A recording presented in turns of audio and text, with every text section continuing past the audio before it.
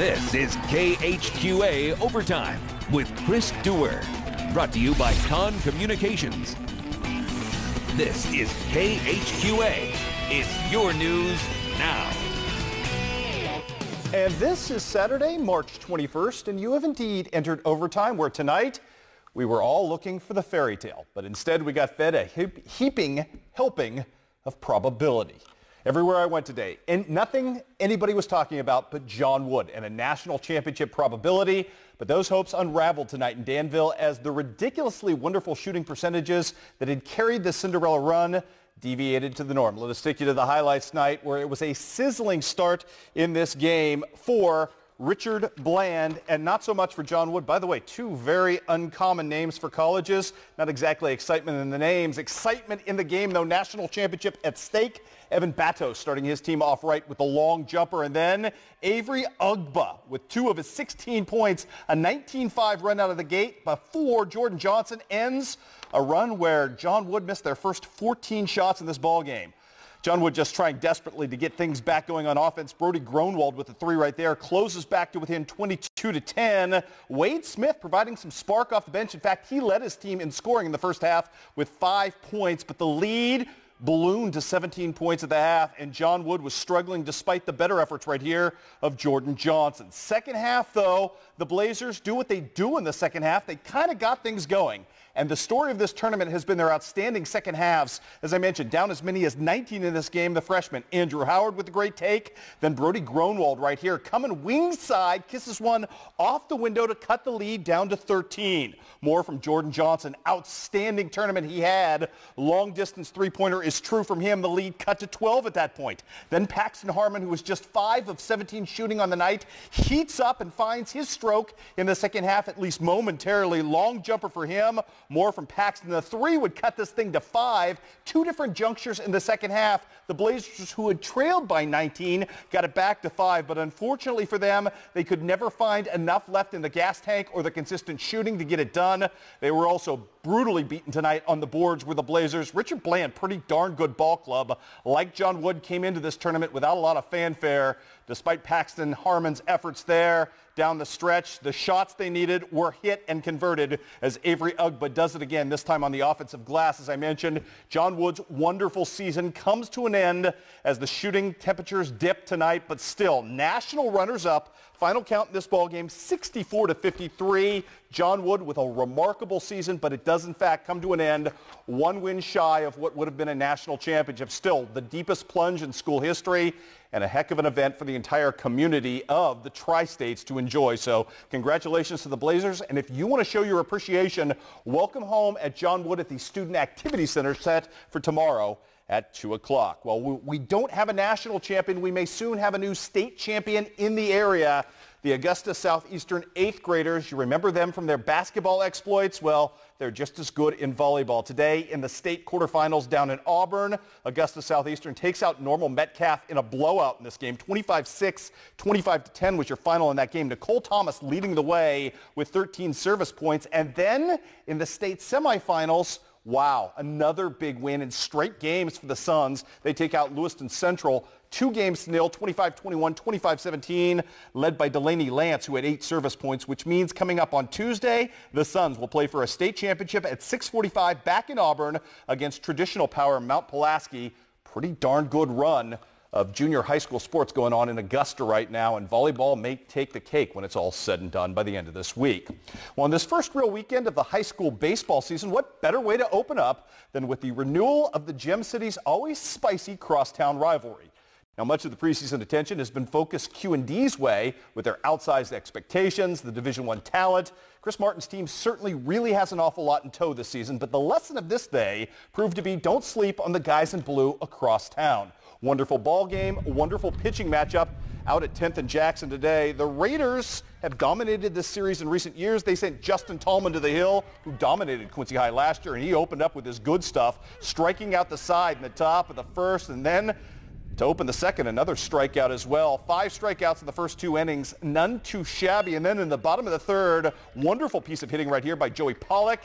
And that single turns into a disaster out in the outfield as a rare one gets by. Ben Merrow, usually as consistent as anybody. He'd make up for it, though, in just a bit. Q&D leading 1-0 on the unearned run. But Quincy High School steals itself despite that adversity. Dylan Chisholm getting the outs, playing some defense right there with the glove to get out of that jam. The defense would carry this team as well. Nice stab right here at third base by Hunter Wienhoff. And that, my friends, again, helps Quincy High avert disaster. The offense would come alive just a little bit later. Ben Schroeder goes oppo right here. Elliott Brittle to third on that piece of hitting. And that would set up Mason Melton to put the ball in play on the fielder's choice. How about Elliott Brittle coming home? He's going to break up the tag at the plate and tie this thing up at 1 apiece at that point for the Blue Devils. We're all tied up at 1 apiece. Chisholm would pitch boldly the rest of the game. Kid was a bulldog on the hill today. In fact, he went straight at Joey Pollock right here and made him miss right there. Beautiful piece of pitching. Off-speed stuff, got it done. He gets out of another jam right there. Johnny Recker's doing some work as well right here. The single, my friends, moves up Ben Merrow. I told you he was going to be big. And Merrow doing some great base running from third right here. Going to score on the fielder's choice to put Quincy High School up 2-1 at that point. Quincy High School was looking for more. Great defense from Q&D, though, gets them out of the jam and averts any further disaster right here. We get a bang-bang play at the plate.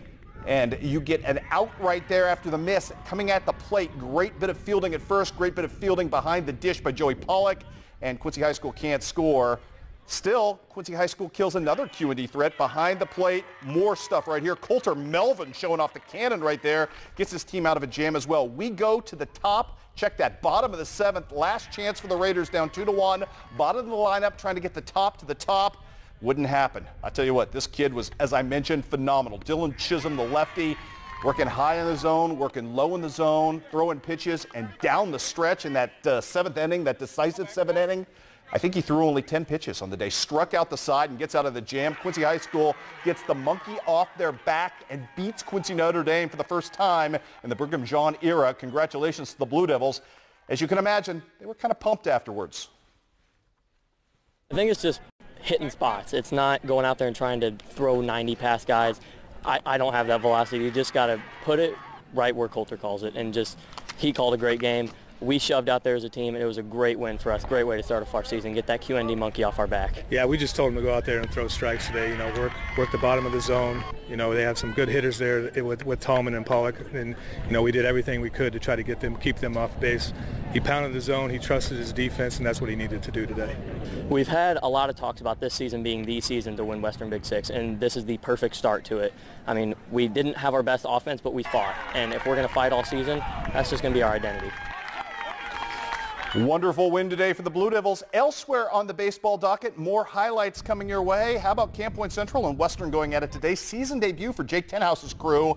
I'll tell you what, Central already up 2-0. Nathan Foote looking for more. Beautiful piece of hitting. Taylor Hyman hesitates just slightly. Donovan Schwanke going to take advantage. This is a cannon shot from him, getting the out at the plate. Precision-guided missile at that point, but Hyman exacts his revenge on the hill where he was nearly unhittable in the early going. In this one later, the Panthers go back to work. Your reigning student athlete of the week is Eric Lee. Mizzou in the house right there, going straight up the middle to score a run. Extends his team's lead out to 3-0 at that point. Taylor Hyman working the bat as well. He did it all today. Beautiful piece of hitting out to left field. Scores a pair, makes it 5-0. And then Central using some defense. Strike him out, throw him out. DP right there is Nathan Foote behind the plate. Beautiful put out as well.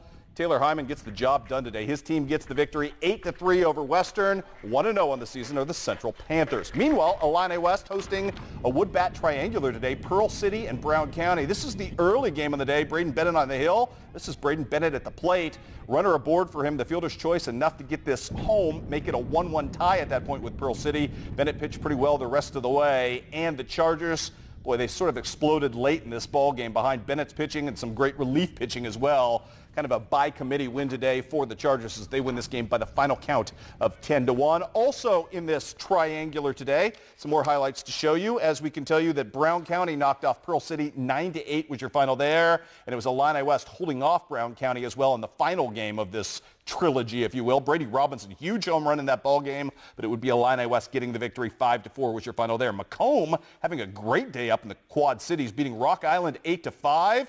and then bouncing back and beating up on Pekin today. Final count in that ball game, 12-1 as well, as the Bombers get off to the fast start on this first weekend of Illinois high school baseball. Let's check in some Missouri baseball today. Palmyra opening up the CCC tournament against South Shelby. I believe this was the only game that got played in the CCC tournament today. Taking on South Shelby, already up 2-0. Fielder's choice right here by Tyler Damron. And that, my friends, makes it 3-0 at that point. Later in this frame, still in the second, I should say, Trevor Meny. You know him from basketball. Hard smash here through shortstop makes him a heck of a baseball player as well. That extends the lead out as two more come home to score to 5-0 in favor of the Panthers. They're still not done in the frame. Lots of good left-handed hitting atop the Palmyra order this year. Aaron Stone among those guys rips one into right here. He was 2 for 3 on the day with a couple of ribbies as Palmyra extends the lead out to 6-0. Trevor Neerman, new name, good lefty, looked fantastic today. He and Mr. Stone combined on a 5-inning no-hitter today. Neerman with 9 strikeouts and 3 innings worth of work. I'd say that's considerable as Palmyra wins by the final count in this one of 11-0. As I told you, somewhat limited day of action, just one softball game to report for you today. As things got a little screwed up there on the scoreboard, I can tell you that it was Western beating West Prairie today by the final count of 13-4. Alexis Belovich had a really big day. You need a microscope, I think an electron microscope, to see her stat line there. I will read it to you. She had a home run today and 5 RBIs. Gotta love the new system, kids. When we come back, plenty more for you here on the Big Overtime, including the debut of Quincy University's new turf facility, or at least revamped turf facility. Plus, we'll take you to the WBBA All-Star Classic for the Slam Dunk Contest and all the highlights and festivities. That's coming up next. Boring birthday party? Not a chance when you come to Scotty's Fun Spot. Choose the attractions you want.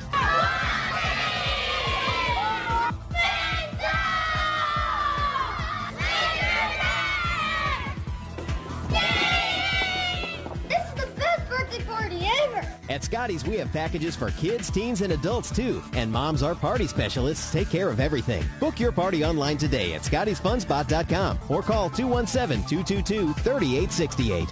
Family fun, come get you some during the spring open house at Beilstein Camper Sales. Come enjoy free hot dogs, free Pepsi, door prizes each Saturday in March, and great deals on everything in stock all month long. Beilstein Camper Sales, Highway 61 South, LaGrange, Missouri. North Adams Home has made it easier than ever to think proactive, live well.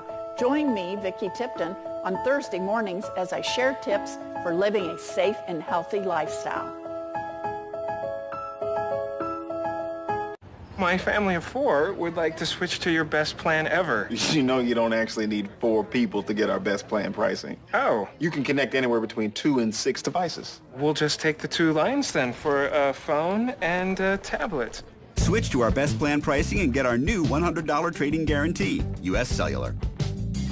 At Con Communications, we make life easier. Stop in today and let us show you how. Con Communications, connecting your life.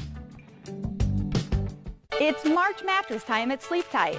Come on in today for big time savings. $500 off of king size sets, $300 off of queen size mattresses. It's wall-to-wall savings throughout the entire store for March mattress. Get a queen size set for as low as $2.99 or a king size set as low as $4.99. It's a great time to start sleeping better and feeling better. March mattress, going on now at Sleep Tight. Less money, sleep tight. Sleep tight.